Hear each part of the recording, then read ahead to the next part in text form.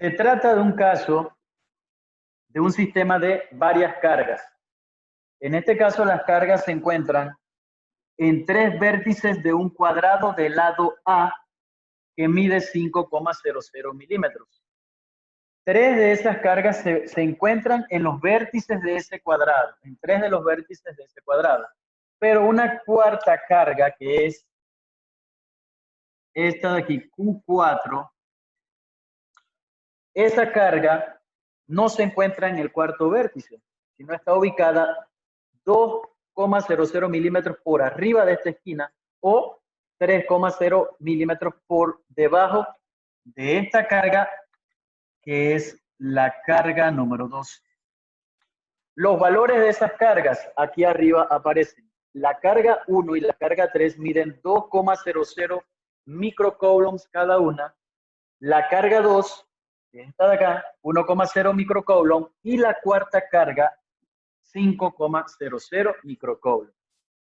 El objetivo aquí es determinar la fuerza resultante que se ejerce sobre una de esas cargas. Pero en un problema de estos, tu profesor te puede mandar a buscar la fuerza resultante o la fuerza eléctrica neta sobre cualquiera de ellas. Voy a explicarles sobre la cuarta carga, pero haciendo alusión de que te pueden mandar a buscar la fuerza resultante sobre cualquiera de ellas, o sobre todas, ¿no? Entonces, si te mandan a buscar, por ejemplo, la fuerza resultante sobre cada una de las cargas, tienes que hacerlo aparte. Primero sobre la 1, sobre la 2, sobre la 3 y sobre la cuarta carga. Ok. Lo primero que tienen que hacer es aplicar la ley de las cargas. ¿Qué dice la ley de las cargas? Que cargas de igual tipo se repelen y cargas de distinto tipo se atraen.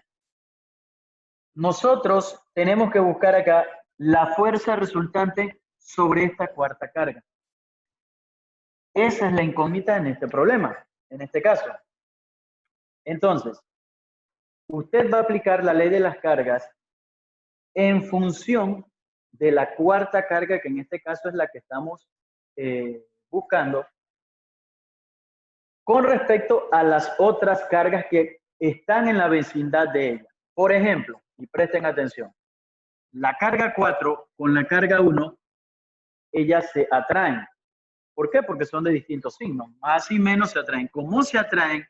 De la carga 4 sale un vector en dirección hacia la carga 1. Debido a la atracción, este vector es F41, o sea, la fuerza de la carga 4 debido a la carga 1. De la carga 1 sale un vector dirigido hacia la carga 4 y este se llamará fuerza de la carga, de la carga 1 debido a la carga 4. Ahora, la carga 4 con la carga 2, más y más se repelen. Como se repelen, de la carga 4 sale un vector hacia abajo debido a la repulsión. Este vector se llama fuerza de la carga 4 debido a la carga 2, F42. Y de la carga 2 sale un vector dirigido hacia arriba, porque acuérdense que se repelen.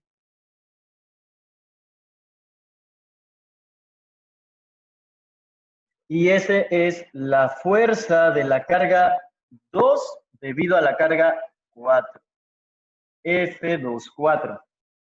Ahora, la carga 4 con la carga 3, que es la otra carga que hace falta y que está en la vecindad de ella. Más y menos se atraen, o sea que de la carga 4 sale un vector en dirección a la carga 3. Este se llama fuerza de la carga 4 debido a la carga 3. Y de la carga 3 sale otro vector dirigido o apuntando hacia la carga 4. Pero este se llamará fuerza de la carga 3 debido a la carga 4. Los vectores que a usted le interesan son los vectores que se ejercen sobre aquella carga que tú estás analizando. Estamos analizando la cuarta carga, así que me voy a enfocar en las fuerzas que se ejercen sobre ella. ¿Cuántas son? 3. F4.1, F4.3 y F4.2. Estos vectores usted los va a dibujar en un plano cartesiano. Puedes trazar tu diagrama de fuerzas allí mismo, pero para no saturar el dibujo, podemos dibujarlo aparte en un plano cartesiano. Acá tenemos. Y miren, la carga 4, usted se la imagina o la ubica en el origen de su plano cartesiano. Aquí tenemos nuestro eje horizontal y aquí tenemos nuestro eje vertical. Primero, segundo, tercero, cuarto cuadrante. Haciendo semejanza, nos damos cuenta que F4.1 queda en el cuadrante número 2. Aquí está. F4.1. F4.2 va dirigido hacia abajo, hacia el sur. Acá la tenemos. Y F4.3 queda en 1, 2, tercer cuadrante. Aquí tenemos. Por supuesto, recuerden que cuando usted tiene un vector dirigido sobre uno de los ejes como F4.2, esos vectores no los tiene que descomponer. Ya usted sabe que solamente tienen un componente, que a veces puede ser positivo, a veces negativo. En este caso es un componente vertical, negativo pues porque va hacia abajo. Pero para aquellos vectores como el 4.1 y 4.3 que quedan dirigidos en los cuadrantes, tienes que descomponer esos vectores. Y descomponer vector gráficamente, pues simplemente usted traza una línea interrumpida desde la punta de la flecha del vector hacia el eje horizontal más cercano. Vea, de la punta de la flecha hacia el eje horizontal más cercano. Siempre y cuando usted esté utilizando el ángulo entre el vector y el eje horizontal. Vea, vector y eje horizontal. Pero si usted utiliza el ángulo respecto a la vertical, o sea, respecto al eje Y, entonces esa línea de descomposición la trazas hacia el eje vertical. La hubieses trazado hacia el eje vertical. Ok. Recuerden que los componentes, como dije hace un momento, pueden ser positivos o pueden ser negativos. Esto usted lo analiza o lo determina en base a los signos. Por ejemplo, en el primer cuadrante, X y Y son positivos. Si un vector se encuentra en el segundo cuadrante, X es negativo y Y será positivo. En el tercer cuadrante, ambos son negativos y en el cuarto cuadrante, X positivo y Y negativo. Así se dan cuenta los signos de esos componentes. Ok, ya resuelto o dibujado, construido su diagrama de fuerzas, entonces usted va a determinar las distancias entre esas cargas. ¿Cómo sabemos que tenemos que determinar esas distancias? Recuerden que aquí tenemos que trabajar con la ley de Coulomb. La ley de Coulomb es esta ecuación que estoy señalando aquí. Una constante K de proporcionalidad, que aquí tengo el valor, 9,00 por 10 a la 9 Newton metro cuadrado sobre Coulomb cuadrado, por el producto de las dos cargas que están interactuando entre la distancia. Usted necesita esas distancias entre la carga que usted está analizando y las demás. Ahora, en ocasiones esas distancias te las va a proporcionar el problema, pero si no, te va a tocar buscarlas, como en este caso. Por ejemplo, la distancia entre la carga 4 y la carga 1 es esta línea que estoy señalando. Es una diagonal de este triángulo, tipo rectángulo. Conocemos el cateto vertical y conocemos el cateto horizontal de este triángulo. Así que con el teorema de Pitágoras vamos a determinar esas distancias. Sería la raíz cuadrada de cateto horizontal es A al cuadrado más el cateto vertical es lo que vale C y va al cuadrado.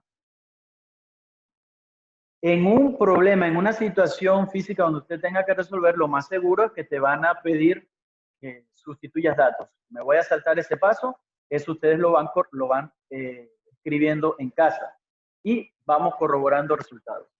Al calcular la raíz, esta raíz, aquí tenemos los datos, A vale 5,00 milímetros, C vale 3,00 milímetros.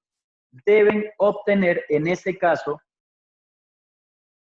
5,83 por 10 a la menos 3 metros. Vamos verificando aquí. Raíz cuadrada de, tenemos 5,83 0,00 milímetros. Milímetro es exponente menos 3.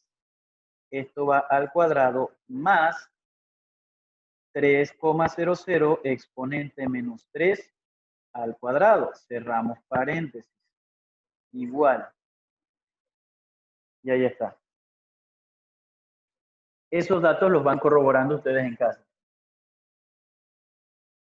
Recuerden que estas distancias las están dando en milímetros. Hay que hacer la conversión de milímetros a metros. Aquí simplemente, ¿qué hicimos? El mili se sustituyó por su múltiplo, que es 10 a la menos 3. O en tal caso haces una conversión. Cada metro equivale a 1000 milímetros. Y escribir, por ejemplo, 5,00 milímetros en metros es lo mismo que usted escriba 0,005 metros. Ok. La distancia entre la carga 4 y la carga 2. La distancia entre la carga 4 y la carga 2 no hay que calcularla, aquí está. Es esta línea recta, o sea, lo que vale C. 3,00 milímetros. Por 10 a la menos 3 metros. La distancia entre la carga 4 y 3 también es una diagonal, o sea, de este otro triángulo. Con el teorema de Pitágoras vamos a determinarla. Tenemos cateto horizontal es A, cateto vertical es lo que vale B, que son estos 2 milímetros. Así que en este caso tenemos raíz cuadrada de A cuadrado más B cuadrado. En ese caso deben obtener 3,00 por 10, perdón. Vamos a hacer el cálculo. Raíz de 5,00 exponente menos 3 al cuadrado más 2,00 exponente menos 3 al cuadrado. 5,39 por 10 a la menos 3. Metros. Y allí tenemos las distancias que hay de la carga 4 a cada una de esas otras. ¿Qué más necesitas? Los ángulos. En ocasiones te van a dar los ángulos, en otras no. Acá no nos los dan. Yo le llamé alfa y teta. Bueno, este ángulo de aquí, vamos a llamarle teta. El ángulo entre la carga, perdón, entre la fuerza 4,1 y la horizontal. Bueno, este ángulo de acá es el mismo ángulo que está de este lado. Le llamé alfa al ángulo que hay entre la fuerza 4,3 y la horizontal. Bueno, ese ángulo alfa es este ángulo de aquí. ¿Cómo vamos a determinar esos ángulos? Tanto teta como alfa, con la definición de las funciones trigonométricas seno, coseno y tangente. Recuerden, seno del ángulo es lado opuesto entre la hipotenusa. Coseno es lado adyacente entre hipotenusa y tangente es lado opuesto sobre el lado adyacente. En este caso, por ejemplo, para ambos ángulos tenemos el lado opuesto, para teta es C y el lado adyacente es A. Para alfa, el lado opuesto es B y su lado adyacente es A. Así que nuestro ángulo será tangente inversa. El de alfa es lado opuesto, es lo que vale B. Entre lado adyacente es A. Y para teta, lado opuesto de teta es C, lado adyacente es A.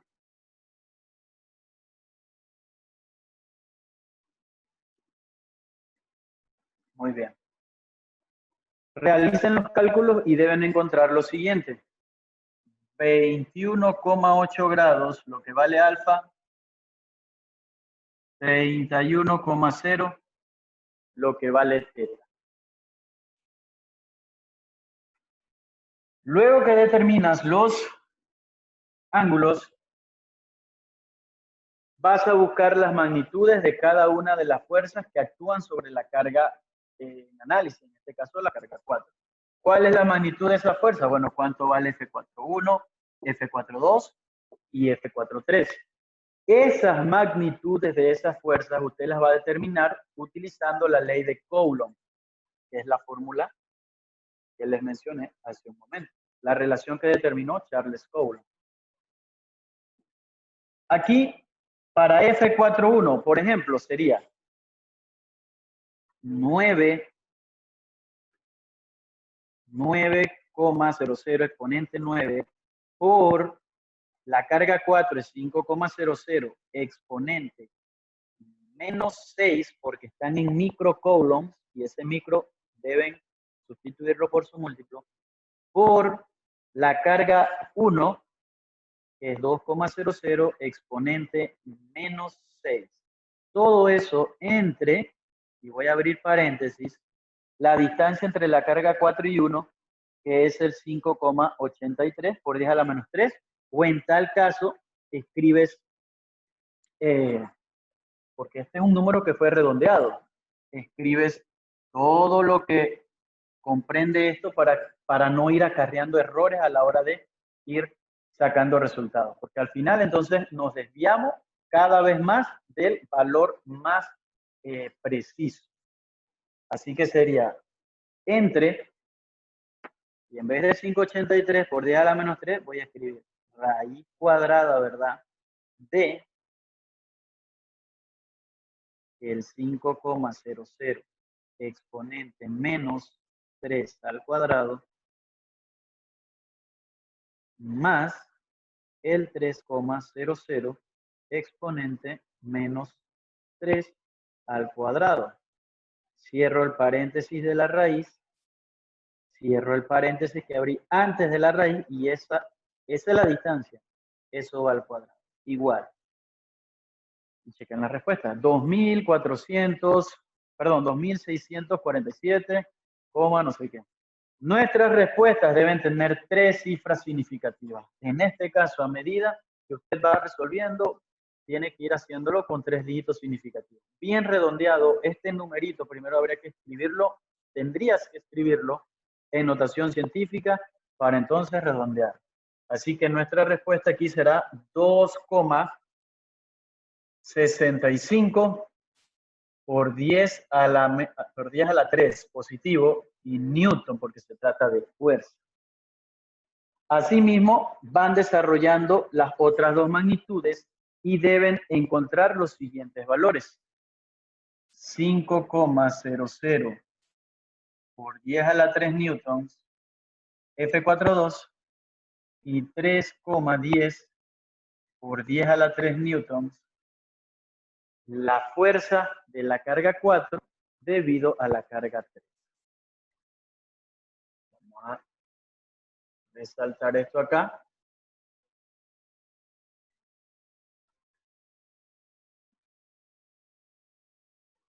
Ahí está.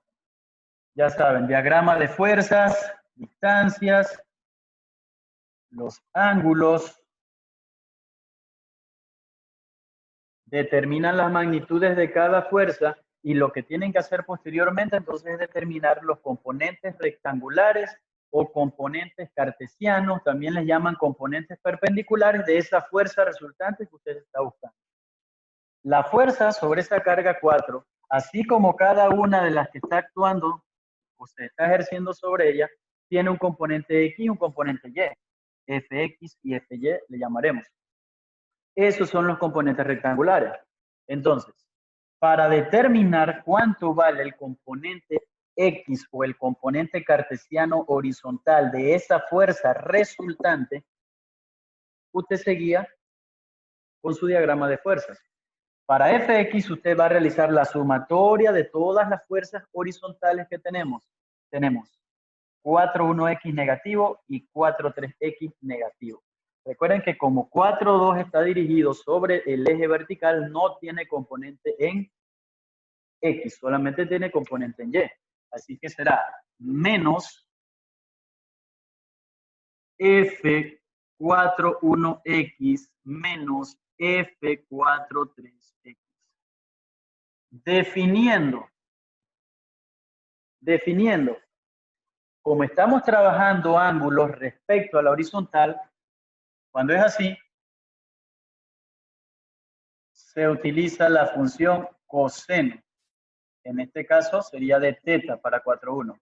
Menos F4,3 por el coseno de alfa. Porque para 4,3 el ángulo es alfa. Ahora, ¿quién es 4,1, F4,3?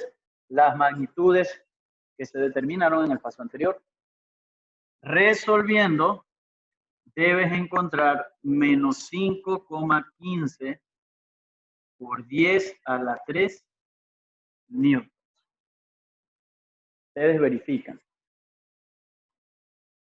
Por lógica, si para determinar el componente horizontal se suman todas las fuerzas en la horizontal, por supuesto para encontrar el componente vertical, entonces sumamos todos nuestros componentes en la verticales. ¿Cuántos tenemos? 3. Tenemos 4,2y negativo porque va hacia abajo. El componente vertical de la fuerza 4,1 positiva va hacia arriba y negativo el vertical de la fuerza F4,3. Entonces escribimos acá F4,1y menos F4,2y menos F4,3y. Aplicando la definición, esto sería magnitud de la fuerza. Ahora no es por coseno, ahora es por el seno. El ángulo para ese vector es θ, menos F4,2, que es la magnitud, por el seno, y aquí sería 90 grados. Aquí claro está, por eso este ángulo no se buscó. Como el vector va dirigido sobre el eje Y y trabajamos ángulos respecto a la horizontal, de acá, del lado que tú lo veas, se forma un ángulo recto de 90. Menos magnitud de la fuerza 4,3 por el seno, y acá sería de alfa. En este caso, la respuesta que debes encontrar es negativa, aproximadamente 4,79 por 10 a la 3 newtons. Y aquí tenemos componentes rectangulares de la fuerza resultante.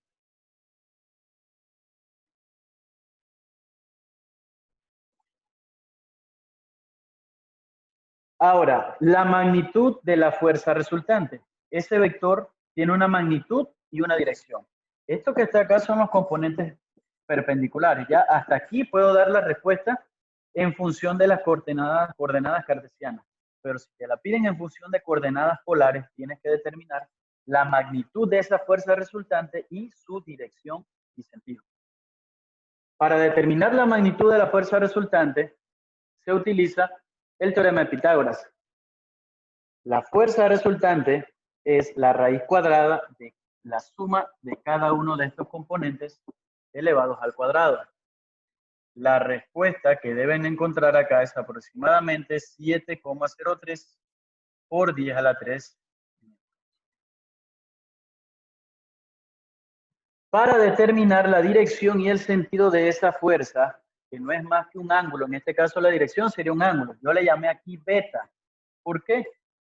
Si yo, es cuestión de símbolo. Usted puede utilizar el símbolo siempre y cuando no se repitan, no es bueno.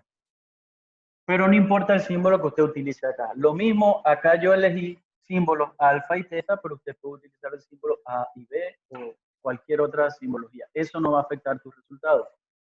Para determinar la dirección, hay que trabajar con esta ecuación. Tangente inversa del cociente de los valores absolutos de esos dos componentes. El vertical entre el horizontal.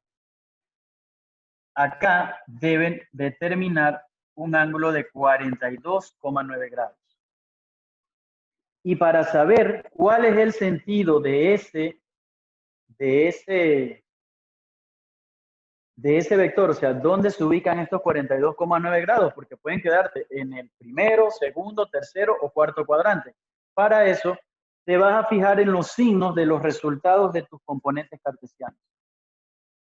En este caso, ambos son negativos. ¿Y en qué cuadrante X y Y son negativos? En el número 3. O sea, en función de los puntos cardinales, esos 42,9 grados quedan dirigidos al sur del oeste. Habiendo hecho esto, usted va a contestar que la fuerza resultante sobre la carga número 4, y miren que a las magnitudes y a los componentes, tanto acá en el diagrama como en la parte de solución del desarrollo matemático, a ese símbolo no se le coloca flechita en la parte superior, solamente al vector, ¿ok? Solo al vector, pero los componentes no. La escritura alfanumérica es muy importante también. Así que tenemos, si la contestas en función de las coordenadas cartesianas, usted va a escribir menos lo que te dio en X, más o menos, pues dependiendo del signo, lo que te dio en Y.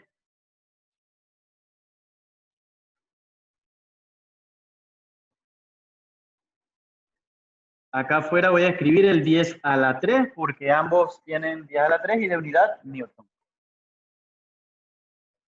Pero esto también pudiste escribirlo acá adentro.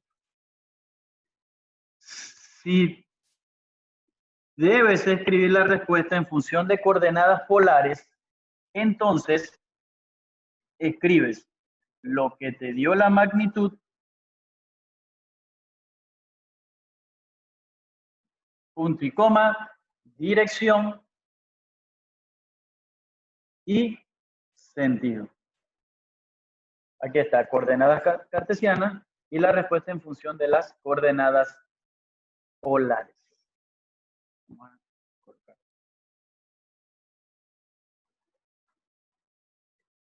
Así se determina la fuerza resultante cuando tienes un sistema de varias cargas posicionadas, no todas en un mismo eje, o sea que no todas estén alineadas. Hay que aplicar el método analítico para sumar vectores.